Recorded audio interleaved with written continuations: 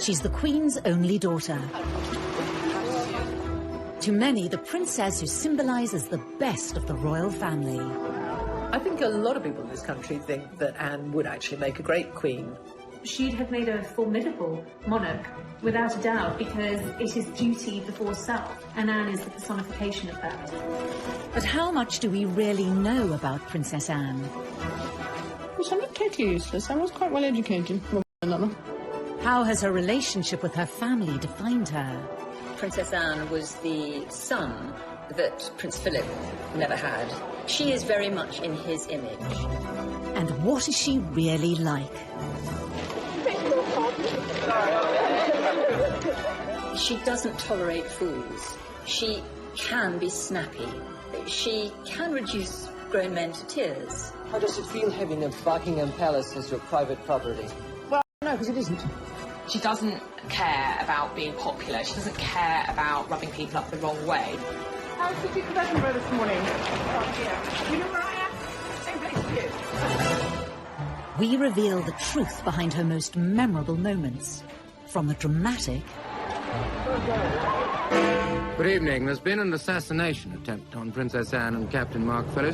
It was an extraordinary incident, and she handled it in the most extraordinary way. To the controversial. Divorce? Very mirror. Never been mentioned. These were love letters.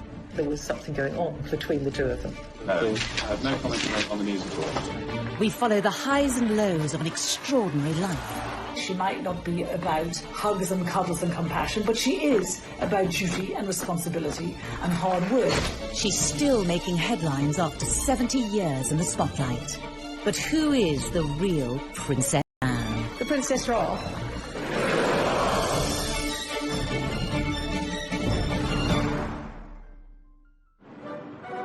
Born in 1950, Princess Anne is the only daughter of Queen Elizabeth II and the Duke of Edinburgh, and sister to Charles, Andrew and Edward.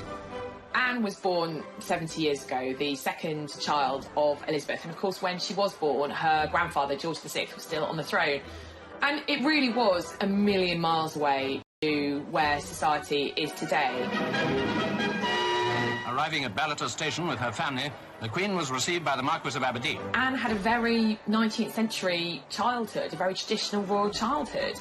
When she was born, of course, the Queen was not yet Queen. She was still Princess Elizabeth. So Anne was not born at Buckingham Palace, as many people think, but actually at Clarence House, where the then Princess Elizabeth and Prince Philip... And heir to the throne, it was Anne who was assertive from a young age. Anne's always been a tomboy. She's always been the one who goes out and climbs trees and is very courageous and very confident, very willing to explore the world and find her own way in the world. In a way, perhaps that Charles has been a little more timid, shyer, more sensitive character. Anne is absolutely a chip off the old block. As a child, even though she was a couple of years younger than the Prince of Wales, she was quite happy to take him on in any kind of physical rough and tumble, and she often came out on top. One person with a better insight into Anne than most is Katie Nicholl. She recently interviewed the princess to mark her 70th birthday. I think growing up with three brothers, it was inevitable that Anne was going to be pretty tough, pretty resilient. She had to learn from an early stage how to hold her own as a girl in the royal family, second born to Charles. And, you know, I think there was a lot of competition between the siblings. So Anne was always going to have to stake out her own role in the royal family. The princess had to become independent from an early age. She was not even 3 years old when her mother became queen in 1952. You have to remember that Anne was the daughter of a working mum, which in those days was not that usual. And she had a very hard-working mum. Elizabeth was away a huge amount. I mean, Anne was tiny when her mum and dad went off for 6 months around the Commonwealth. So she and Charles were left, not exactly to fend for themselves, but certainly were largely brought up by nannies and governesses. Growing up, Princess Anne spent much of her time separated from her family. Anne had quite a solitary childhood in many ways because she had her brother Charles, and then there wasn't another sibling for a further 10 years, actually. So it was herself and Charles at home being educated at home till Charles went off to boarding school, and then there was just Anne. And she was left with her governess for, I think, the best part of 7 years. But it must have been a very strange existence. I think growing up as a young girl, Anne did have quite a different childhood to previous royal children. Initially, she was homeschooled, as all royal children were, but she was desperate to go to school. She wanted to get out, she wanted to discover life beyond the palace walls. You know, she had a brain, she wanted to go and learn. Up until this point, all British female royals had been homeschooled, but Anne broke the mould. She was the first princess to go off to ordinary school, if you like, very posh school, very posh indeed. But she fitted in very well. I think she enjoyed life as a boarder at this school with other young girls to lark around with. Wasn't brilliantly academic, much more interested in sport, much more interested in horses, of course. She was an independent little girl from a very early age and, you know, to a degree, had to become quite a grown-up child quite quickly, and possibly that commitment to duty, you know, what she saw her mother do. She was the daughter of a working queen. I'm sure that has all contributed to the woman Anne grew up to be. But unlike her mother, the princess was never destined to be queen.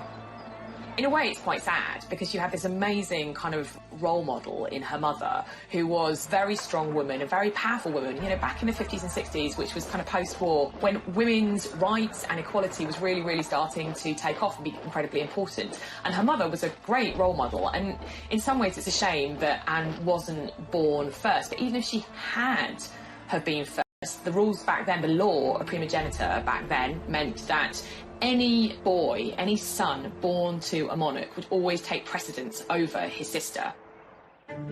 Because of the rule of primogeniture at the time, Anne's brothers all overtook her in the order of succession.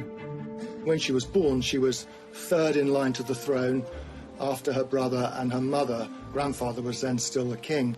And then when Princess Elizabeth ascended to the throne, Anne obviously moved up, and for many years she was number 2 to Charles. But obviously things changed when the Queen had that second burst of motherhood with the arrival of Prince Andrew in 1960, and then 4 years later Prince Edward in 64. Anne moved down below her brothers. That was the system then. A lot of people have never been very comfortable with it, but that's how it was. And I think Anne accepted it. Princess Anne discovered that there were advantages to not being the heir. She knew that she was never destined to be queen, and it meant that she was spared a lot of the upbringing that her brothers had to go through. She was allowed a little more freedom. She was able to do what she wanted to do, wear the kind of clothes she wanted to do, see who she wanted to see. It was a degree of freedom, encouraged, I have to say, in part by her parents. Throughout her life, the princess has continued to be pushed further away from the throne. So she's now 14th in line to the throne. She slipped down behind her brothers, Edward and Andrew, their children, and then, of course, the children of Princes William and Harry. So she is currently 14th in line to the throne, and therefore very unlikely to ever become queen herself. I think playing second fiddle to Charles and then being leapfrogged in line to the throne by, of course, Andrew and then Edward, and subsequently pushed further down the line of succession, I think Anne very much wanted to create a role for herself within the royal family and to really break free, particularly of Charles's shadow. She may have fallen down the line of succession, but many believe Anne is number 1 in her father's eyes.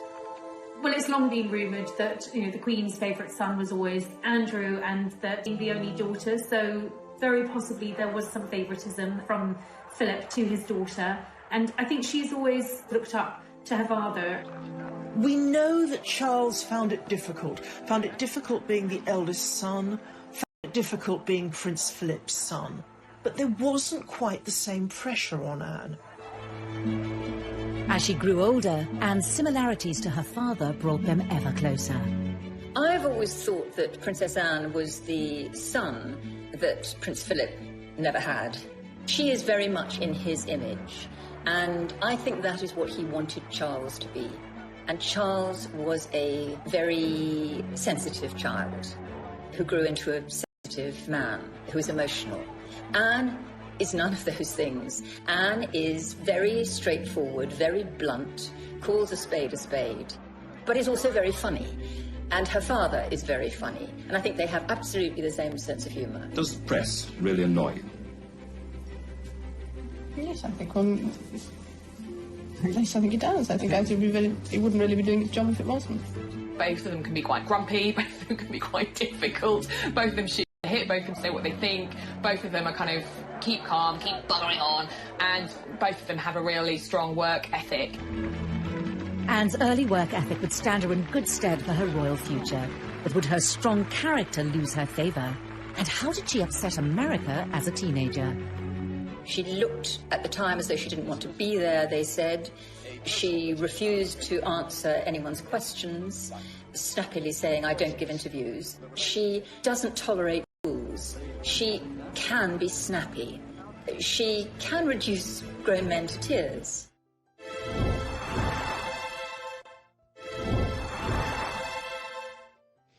May God bless her and all who sail in her.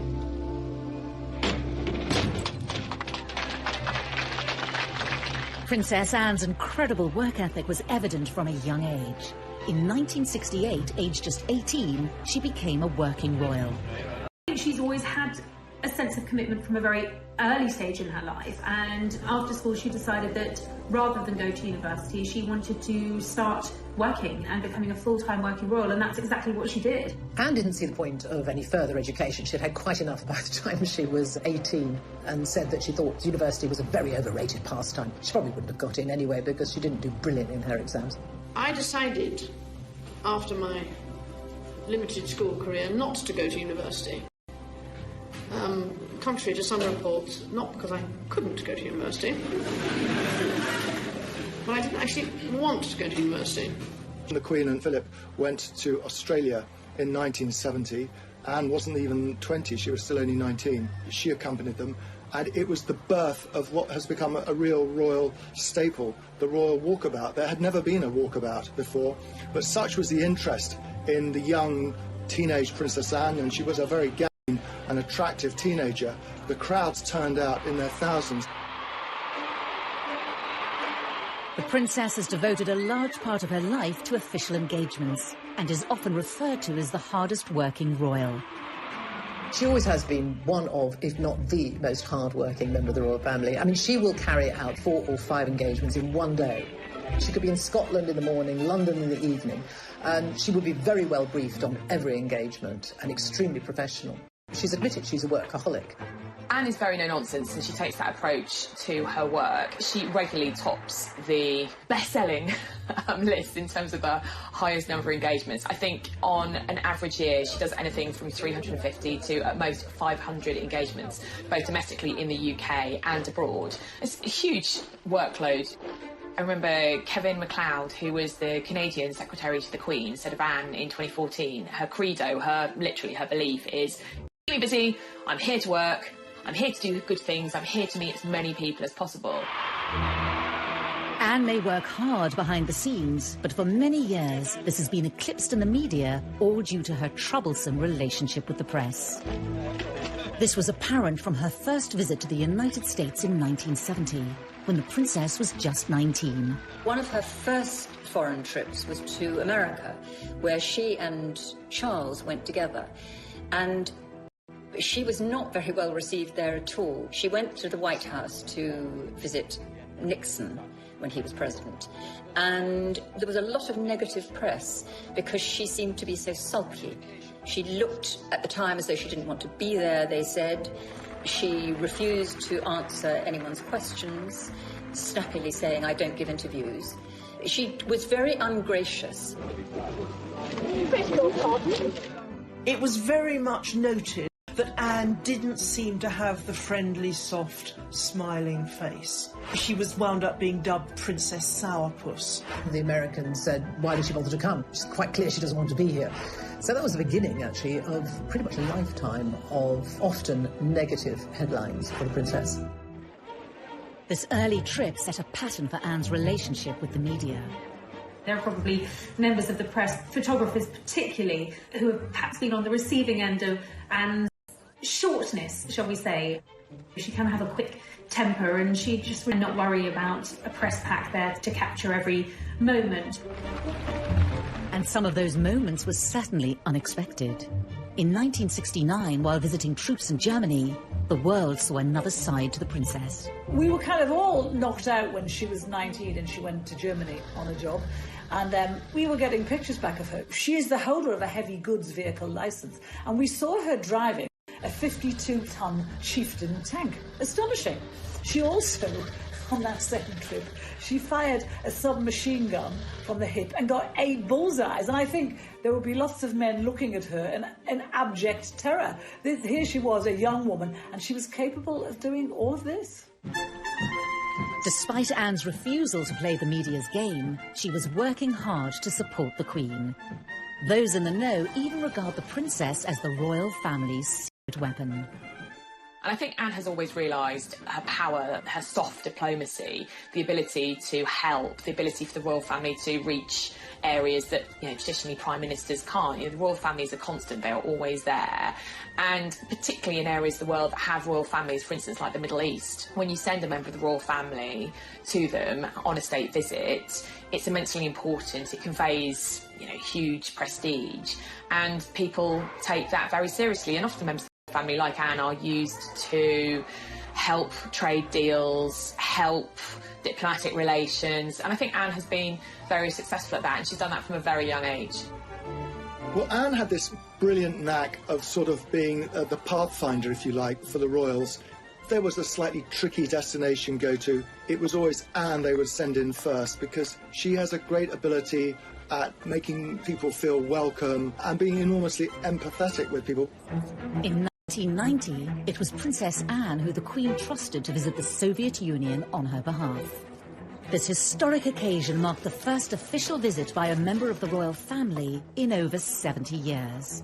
The last, coming before the Tsar, a distant relative of the Queen, was executed after the 1917 revolution. I suppose her most significant overseas trip was to Soviet Russia, as it then was, in 1990. How does it feel having a Buckingham Palace as private property? Well, I don't know, because it isn't. She made a huge impact. It was a great success. Big crowds came out to see her. People were interested in her. And the feedback was incredibly successful and very positive for Britain. That was a massive deal in terms of the thawing of the relations between the UK and Russia. So that was a really, really important tour that Princess Anne went on to the Soviet Union, and she really paved the way for the Queen's visit. Daughter to step in. And despite Anne's stern reputation, she may even be welcomed in place of the Queen. The Queen can be very, very shy. She's naturally quite shy on engagements, whereas Anne is far more like Philip. So if you've got Anne on an engagement, you're going to get possibly a little bit more of a relaxed engagement. Anne isn't afraid to talk, she will have banter, she will ask questions, she will engage in a way that I don't think we see the Queen do. When you watch engagements with the Queen, they tend to be very formal. The Queen doesn't say very much, she's shown around and she observes. She may ask occasional questions, but with Anne, I found the engagements to be a lot more informal. As well as her royal duties, Princess Anne is involved with countless charities, organisations and military regiments in the UK and overseas. It's not just the public engagements. She is involved in a huge amount of charities, some 300 charities, some of which she's founded herself. She writes her own speeches. She has a very small staff. Charles famously has a lot of staff looking after him. It's a big operation, being the Prince of Wales. When you look at the charities and patronages that Anne represents, you will see her interests reflected in those charities. So whether it's charities supporting the armed forces or veterans, that's a major issue for her. Carers Trust, which actually she established, animal welfare charities, equine charities, they have a meaning to her. It's where she feels she can bring something unique and helpful in her role. She's never seen the point in being just a nominal head of an organisation, which is why she works so phenomenally hard. It would be almost impossible to go and visit every single charity and organisation she's involved with every year, but she does her damnedest to do so. She believes that if you're going to put your name to it, it needs to be more than just a name on a letterhead. You actually have to go along, see what they're doing, encourage them and bring what publicity you can to them. One charity that has always been close to Anne's heart is Save the Children, and she's willing to take great risks in order to help.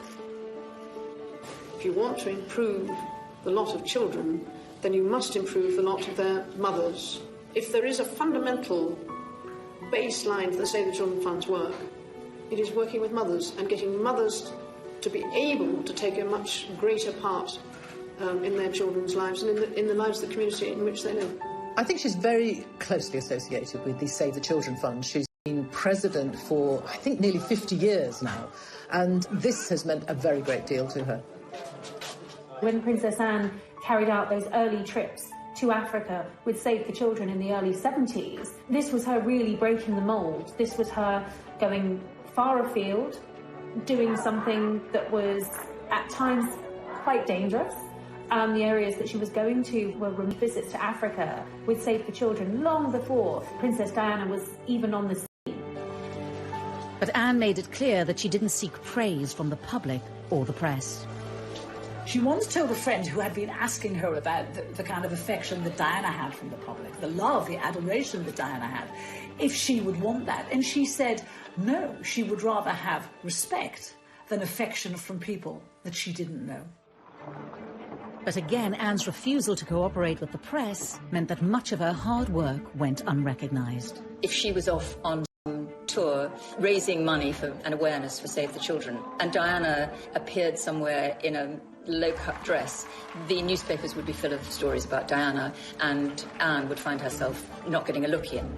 I think that must have been very galling for her. In the early days, I used to wonder why she didn't force herself to have a better relationship with the press. She clearly had no time for us at all, and she thought we were a nuisance. Such a shame, because whenever we used to write about her, it wasn't about the worthy work she'd done. It was because she'd lost her temper somewhere, she'd sworn at someone, or because she was wearing ridiculous clothes.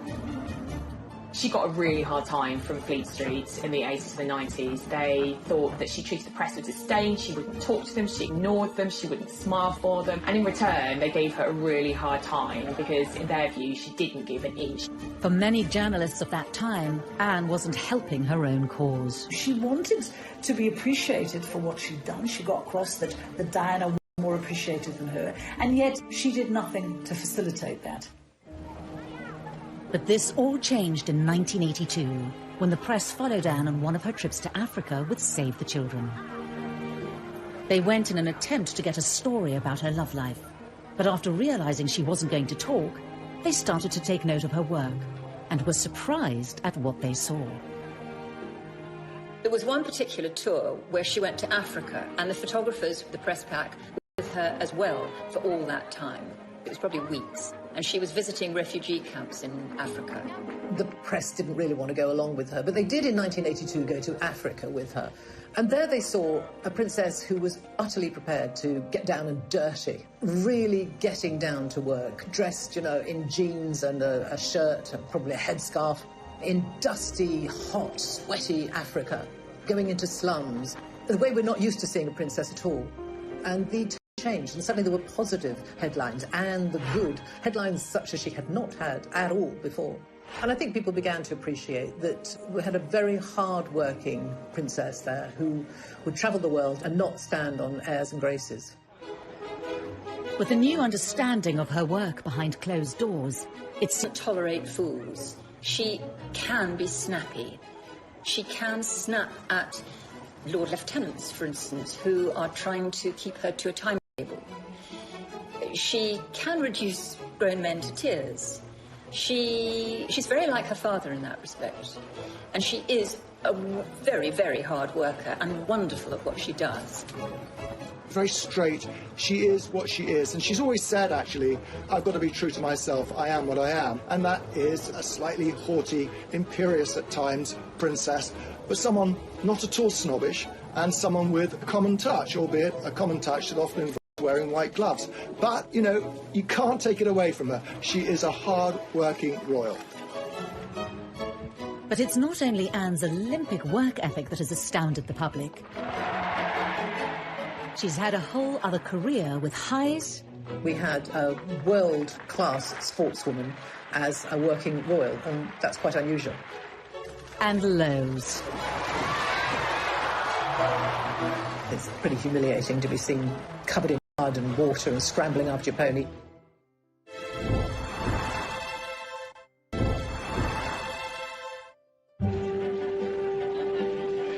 Anne might have been hard-working when it came to royal duties, but it wasn't the only thing she dedicated her energy to. She was a senior royal, but she was also having a second career, effectively running parallel at the same time. Breaking with tradition, she chose to also pursue a riding career alongside royal duties. It's really very impressive that Anne was able to juggle her equestrian career as a very successful horse rider and carry out all her duties as a senior royal. Anne's lifelong passion for horses started from a young age. She probably sat on a horse before she could walk. She's utterly horse mad. Her father once said of her, if it doesn't fart or eat hay, Anne's not interested. And I think that's almost right. Horses have given her an escapism. Not only did they enable her to embark on a career outside of her role within the royal family, they provide a daily escapism. I think nothing makes Anne happier than riding out, being in the paddock, being around horses.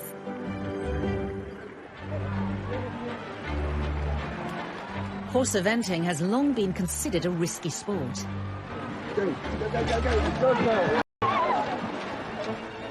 And Anne's royal title did not give her any immunity to the dangers.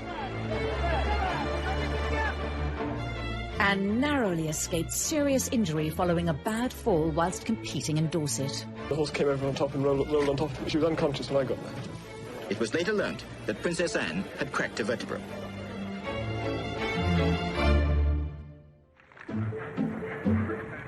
Growing success in her equestrian pursuits led to an increased level of press interest in Anne, much to the dismay of the young princess. When they were photographing her when she was riding at events, when she was doing cross-country, and they would be tucked behind a fence, and they would like nothing more than to see her fall off her horse. It was generally thought that this year's cross-country course at Burghley would present no more than a reasonable test for horse and rider. Not so. The 20th jump over a tree trunk into the water at the trout hatchery proved to be too much of an obstacle for most of the 60 competitors, not least for Princess Anne. And that was where she originally, the phrase that she's been tagged with ever since, where she told photographers to naff off.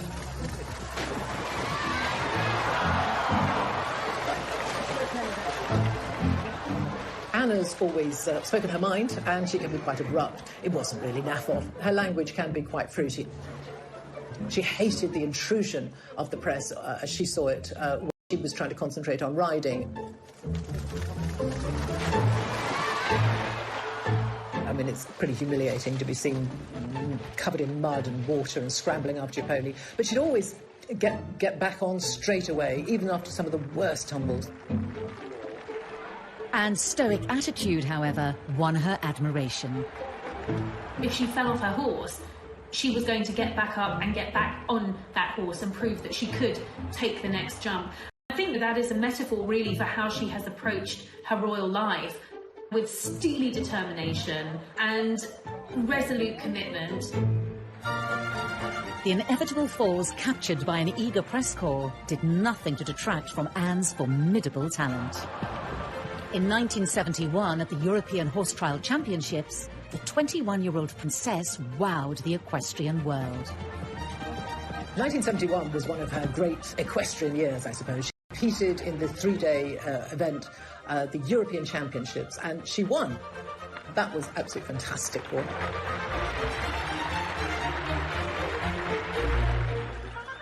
And sporting success allowed the public to see a different side of the princess. She was voted the BBC Sports Personality of the Year, which is always one of the greatest accolades you can have as an athlete, as a sports person. So there, in front of hundreds of top people in their sports, she was fated as the top woman. It was a way of actually connecting the year. Probably, in many ways, made Anne more relatable to the British public than she ever had been.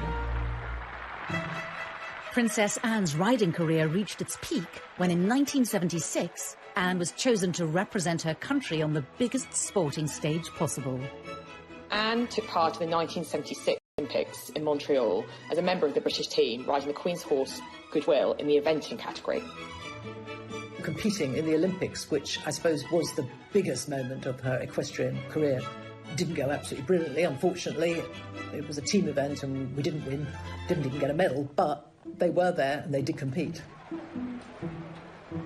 This was the first time ever that a member of the royal family competed in the Olympic Games, and it was a huge achievement.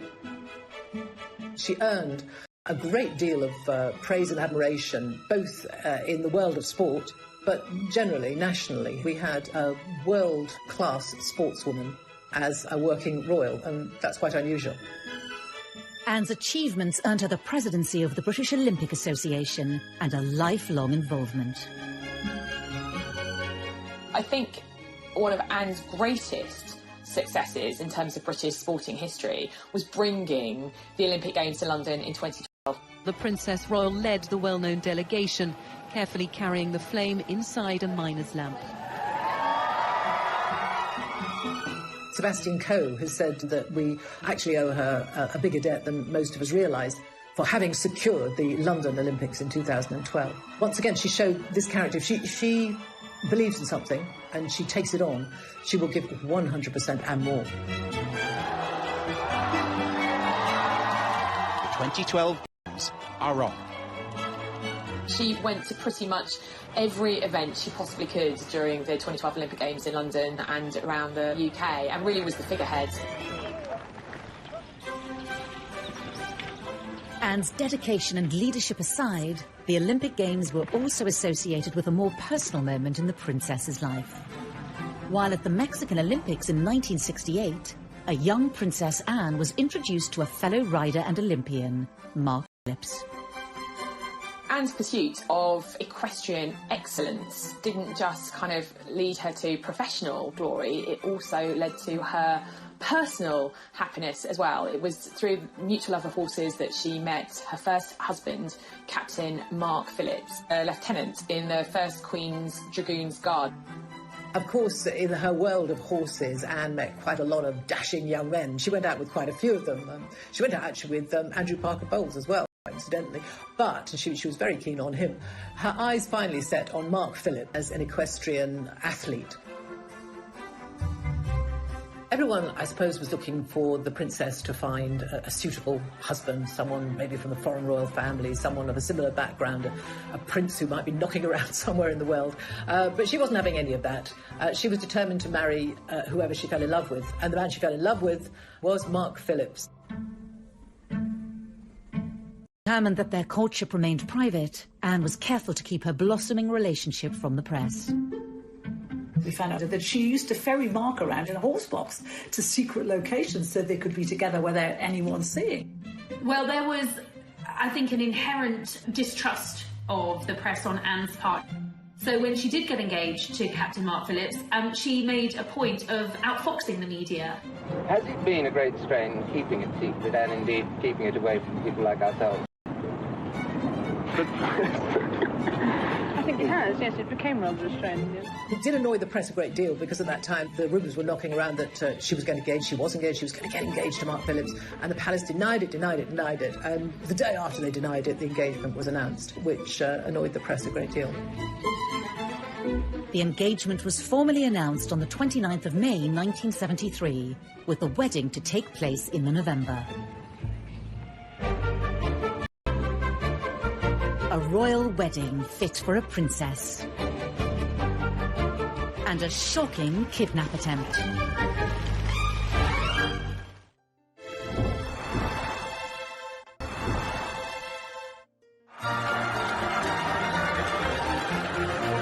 In November 1973, Princess Anne married Mark Phillips with all the pomp and ceremony of a royal wedding. I think had she been able to have things her way, it probably would have been a low-key wedding, but she was the first of the Queen's children to get married, the only daughter, so it was going to be a big deal. There we can see groom Captain Mark Phillips. Even though it was November, like her mother's wedding, almost 50,000 people lined the streets to watch her go to Westminster Abbey.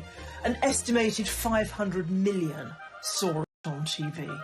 A royal wedding has always cheered people up, and in this, as in everything else, Princess Anne, when pushed, delivered. Now the best man, Captain Eric Grounds, puts the ring on the Archbishop's prayer book for the blessing. She probably didn't like very much the fact that she had to get married in Westminster Abbey with all the glitz and the glamour and the fairy tale princess. She has always felt, I think, rather lacking in that. She says, I know You know, maybe she feels she's been a bit of a disappointment, but that's just not in her nature. There were a few concessions to Anne's taste and personality. The wedding dress didn't come from a famous designer. It came from her own regular dressmaker. And the cake was made by the Army Catering Corps. The moment we've all been waiting for, and how lovely she looks. Now, we expected something quite different, and we've certainly got it today. Look at that wonderful gown. The dress was very simple, very demure. The bouquet was very demure. It was all pretty low-key, and I think that was very much Anne's choice and very reflective of how she wanted things handled. You know, she's not one who is comfortable in the spotlight, particularly when it's on her personal life. The bit I love about the wedding dress, it was this beautiful medieval-looking dress cut from one piece of fabric, apparently.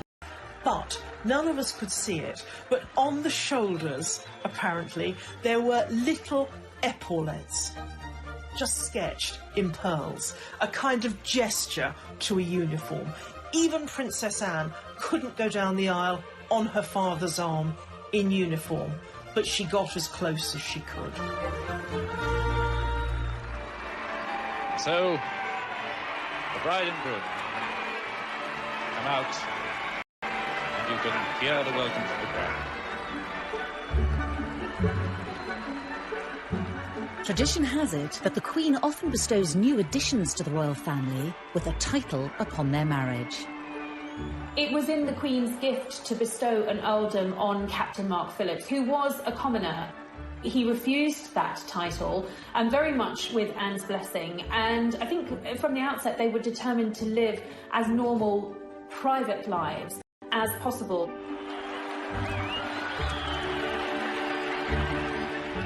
It looks as if that was partly a way of saying that Mark Phillips himself did not really want to take rank within the royal establishment. She grew up with possibly what was the burden of having a title. You know, she had by this stage moved down the line of succession. She would have known that any children she and Mark Phillips had would, without a title, perhaps have a better opportunity at having normal lives, the chance to create independent lives of the royal family and to be their own people. The newlyweds were barely able to enjoy the first months of married life before their peace was shattered when Princess Anne and her new husband were the target of a terrifying attack. Perhaps one of the most defining moments in Princess Anne's life was when somebody attempted to kidnap her. They escaped, but 4 people were hit, 1 seriously. Good evening. There's been an assassination attempt on Princess Anne and Captain Mark Phillips. Their car was forced to stop by a Ford Escort on the Mall. The driver of the Escort, Ian Ball, jumped out and began firing a pistol at Princess Anne and her police protection officer. He shot several people, including Anne's police protection officer, who immediately got out of the car to confront him, and he shot her chauffeur. Amateur boxer Ronnie Russell was passing as the incident was unfolding.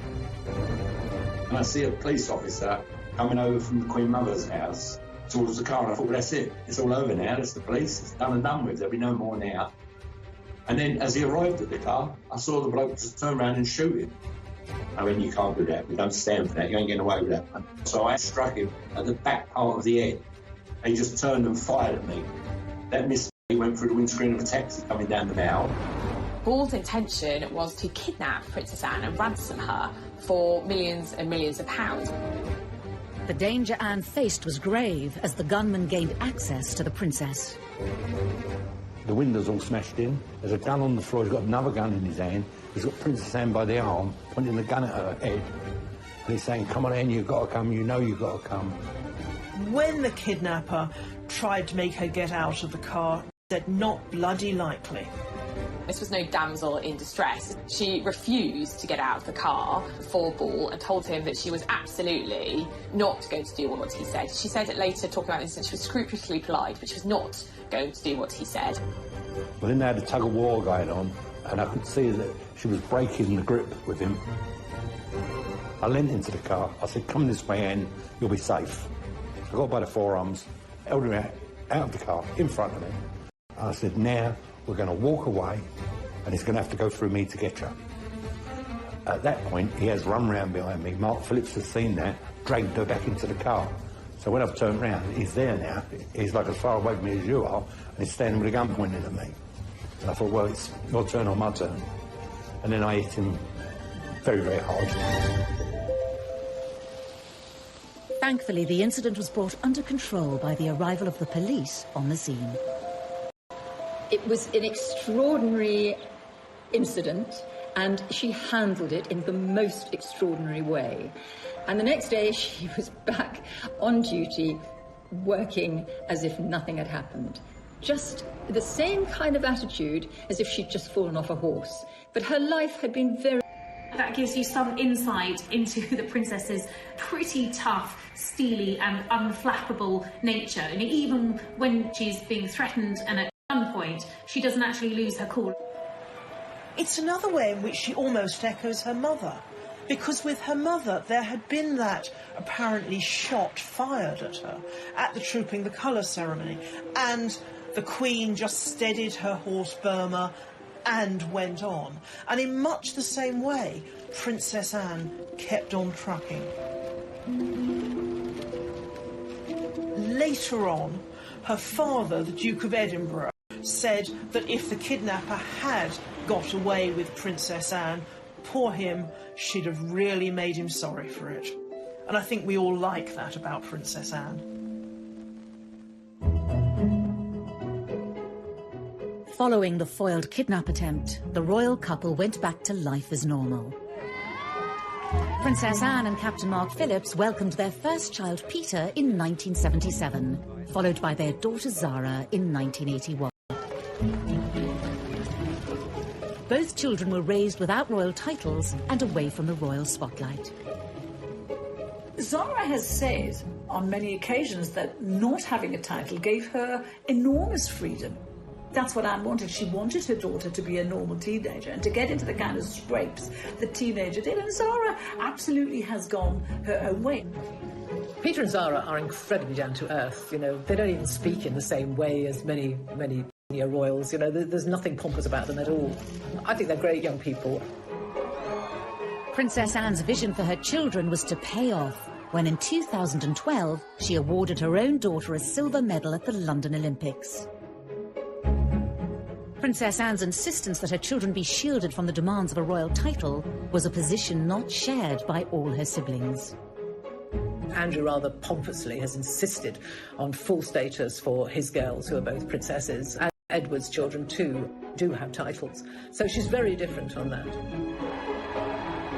Andrew has always felt that his girls should be senior members of the royal family, be treated as such, and have titles to go along with that. I think this shows a difference in attitude between the siblings. Anne is a no-nonsense, get-on-with-it sort of woman. She is royal, she has the titles, and she does the work. But she's not someone who takes herself too seriously. Andrew, her brother, I think, feels very entitled. He wants the adulation, and I don't think she does. And I think, looking, we know that Prince Charles wants the future ahead to be a slimmed-down royal family. Not too many extraneous members of the monarchy. But Princess Anne was there decades before him. Anne may have been notoriously private, but eventually details of her private life did spill out into the open. Rumours swirled of issues within Anne's marriage. Divorce? Very much. Never been mentioned by anybody. And leaked letters suggested a third party's involvement. No, I have no comment to make on the news at all.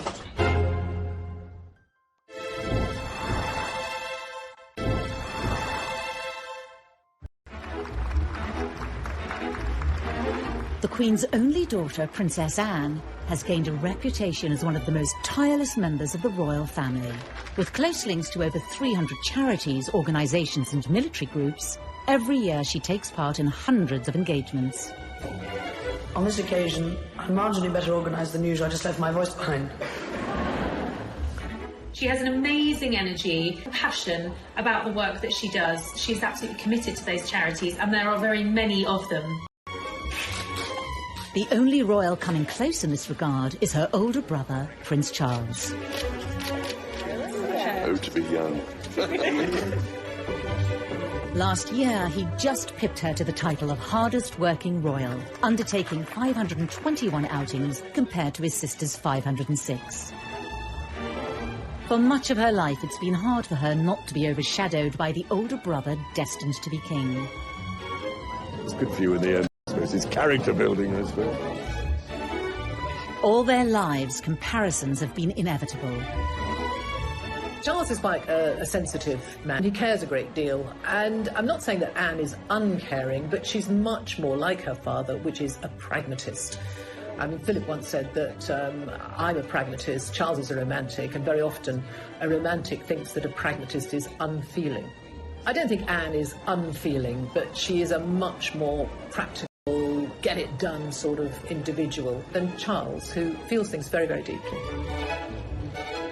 The difference between her and Charles, I think, she was tougher than him. She was always stronger than him. In fact, someone once said, you know, she's the king we never had.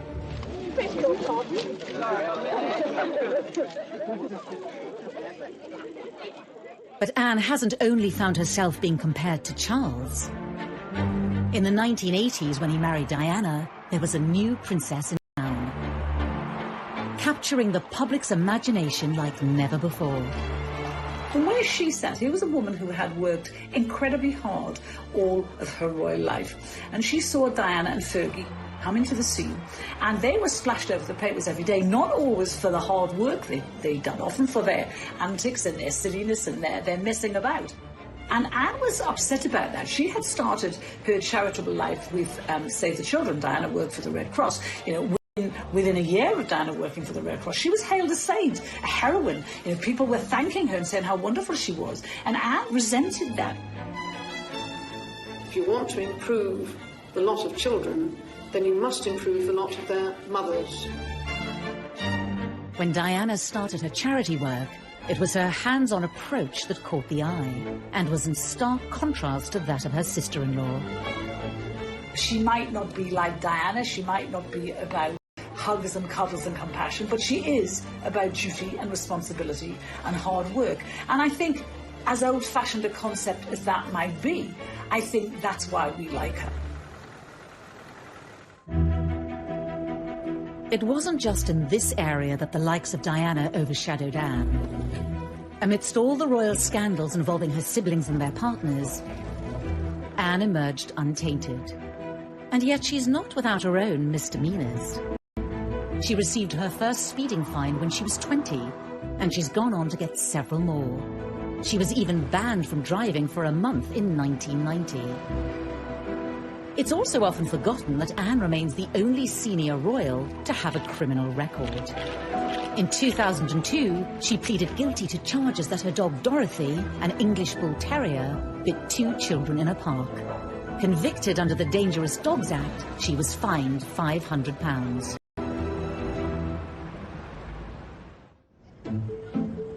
Private letters were stolen from her briefcase in Buckingham Palace.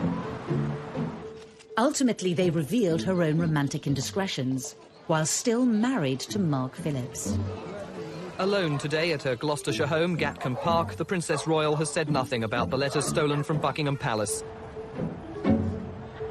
No one quite knew what to make of it, but it transpired very quickly. In fact, the palace issued a statement saying that these were letters from Timothy Lawrence, who was the Queen's equerry at the time, to Anne. And it became very obvious very quickly, though we didn't get the content of the letters, that these were love letters, and that there was something going on between the two of them. No, I have no comment to make on the news at all. It transpired, when we all started to dig around, that Anne had been seeing him for quite a long time. She was going to his home in Winchester every weekend. And when we all went there to talk to the neighbours, they quite gaily said, oh, yes, she's been coming for months. And we all said, well, why didn't you say anything? And they didn't, because they liked her. As for the letter thief, Scotland Yard's Serious Crime Squad investigated the incident for 4 months. They took 500 sets of fingerprints and interviewed almost everyone at the palace, but the thief was never identified. The damage was done. The letters had exposed Anne's affair and revealed the true state of her marriage. Speculation was rife that her and Mark Phillips would be divorced, even though she denied it. Have you seen the paper today? Yeah. Well, it relates a story about the Queen has given permission to divorce the Queen. Divorce? Daily Mirror. Never been mentioned by anybody. In the end, divorce did come during the Queen's Annus Horribilis in 1992. Her daughter might have been the first of the Queen's children to divorce, but it never affected Anne's reputation as much as the others.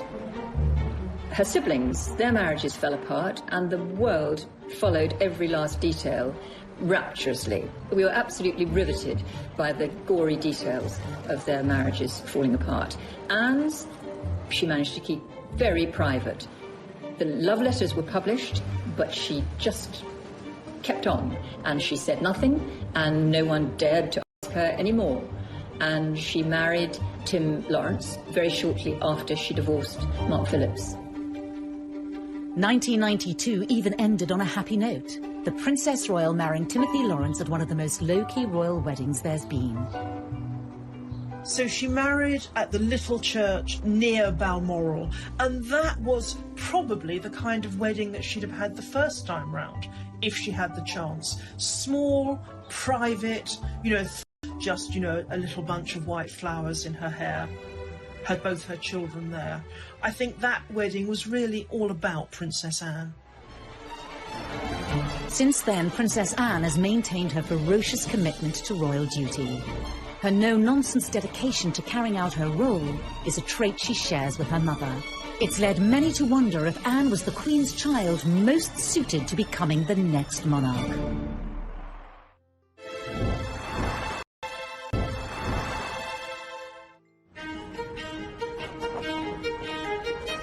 Approaching 70, Princess Anne is as energetic in her commitment to the royal family as ever.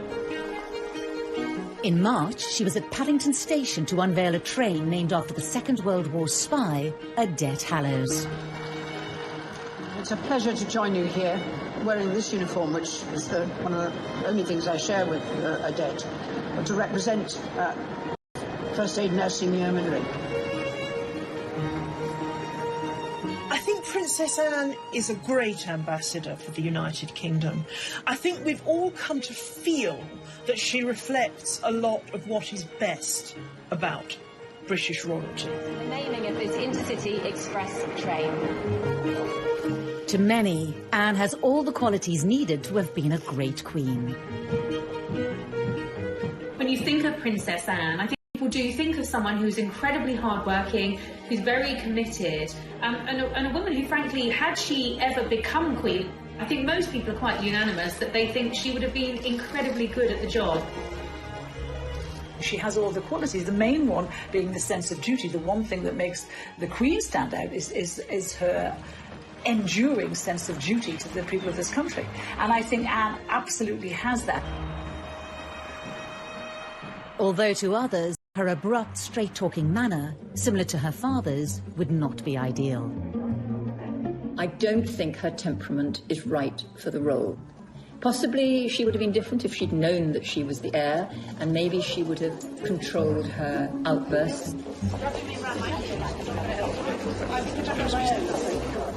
But I doubt that. I think she is very like her father.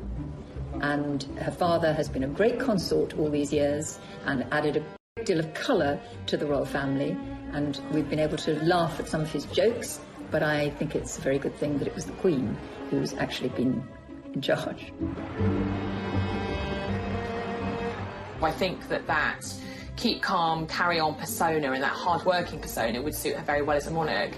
But actually, I think the real Achilles heel for Anne is that she doesn't play the game. She doesn't, you can't have someone shooting from the hip and saying what they think. That veneer, even if it is just a veneer of inscrutability, is so important. I think a lot of people in this country think that Anne would actually make a great queen. But personally, I think that we need someone who is a little less steeped in tradition. I mean, Anne herself has said that she doesn't see any point in changing things for the sake of change. If things work, then leave them the way they are. And that makes things rather stuffy, in my view, too stuck in the established way of doing things. So I think we need a moderniser, and I think to a great extent Charles will be, and William certainly will be. For many, though, as the royal family has modernised in certain ways, it's been Anne's traditional values of duty and loyalty that have seen her popularity increase in recent years. As the carefully choreographed media profiles of some of the younger royals have fractured, Anne, for all her faults, is still going strong. She really is kind of the unsung hero, I think, of the royal family. She just gets on with it, opening factories, visiting supermarkets, supporting charities. She doesn't get much media coverage anymore, and that's exactly how she likes it. Throughout it all, Princess Anne has remained fiercely devoted to the monarchy and her parents. A rare chance for them to talk about each other in their understated way came at Anne's 50th birthday party in 2000. Really thanks to their example, their advice and their help that you're all here tonight. They're very proud of her, and that's all Anne's ever needed, approval from them. She doesn't need it from anybody else, and that's why she can be so rude to people. She doesn't care what they think of her. I think the only two people in the world she cares about, who think about, is the Queen and Prince Philip.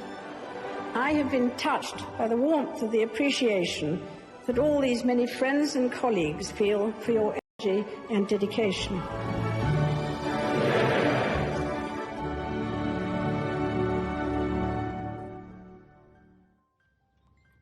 In the last year, a rise in popularity for Anne has certainly been helped by a standout portrayal in the TV series The Crown as the family's most unpretentious royal. I rather wish you would be like that with me. It would suggest I have significance. Trust me, you wouldn't like it in reality. I would. Bully her right back. Fancy swapping then? Fancy being the heir? Not if it means going to Wales.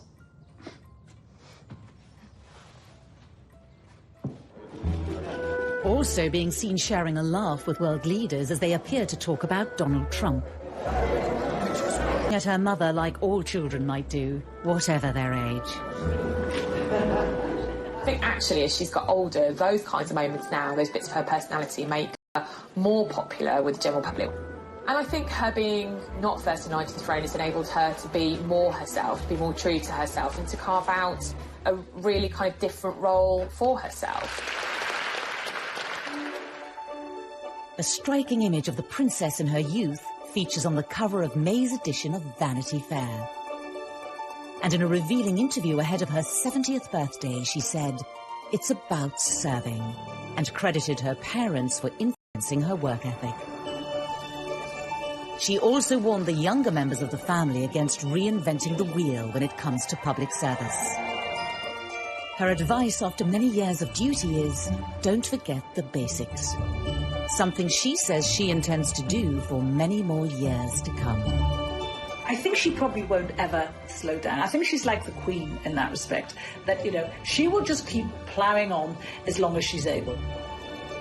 She's a great grandmother. She loves her grandchildren, but she also loves her work. It is really what she's been born to do, I think she feels, so she'll carry on. She gets a lot out of it, as well as putting a great deal into it.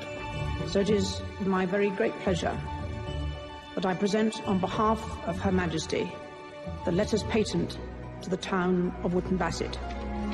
She simply sees her role in life as to serve, and in that respect, she really is the replica of both her mother and her father. For the princess whose motto is, you just get on with it, the future will be more of the same, carrying out her duty. To many, she's a national treasure and possibly the best monarch we never had. However, even as she's held up as a paragon of straightforwardness, she's a more complex royal than we think. What you think of Princess Anne almost depends at what moment you clocked her. Did you first think of her as a kind of romantic young princess, or did you think of her as this really rather grumpy, tetchy figure, very much like her father? Oh, Hollis, how's the Duke of Edinburgh this morning?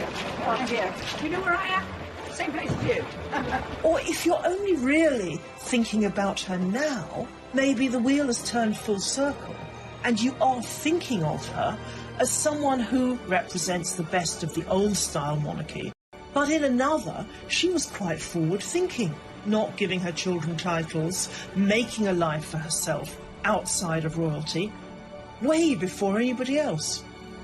So I'm not totally useless. I was quite well educated, one way and another. The Queen doesn't say very much. She's shown around and she observes. She may ask occasional questions. But with Anne, I found the engagements to be a lot more informal. As well as her royal duties, Princess Anne is involved with countless charities, organisations and military regiments in the UK and overseas. It's not just the public engagements. She is involved in a huge amount of charities, some 300 charities, some of which she's founded herself. She writes her own speeches. She has a very small staff. Charles famously has a lot of staff looking after him. It's a big operation, being the Prince of Wales. When you look at the charities and patronages that Anne represents, you will see her interests reflected in those charities. So whether it's charities supporting... She went to pretty much every event she possibly could during the 2012 Olympic Games in London and around the UK, and really was the figurehead. Anne's dedication and leadership aside, the Olympic Games were also associated with a more personal moment in the princess's life. While at the Mexican Olympics in 1968, a young Princess Anne was introduced to a fellow rider and Olympian, Markle. Anne's pursuit of equestrian excellence didn't just kind of lead her to professional glory, it also led to her personal happiness as well. It was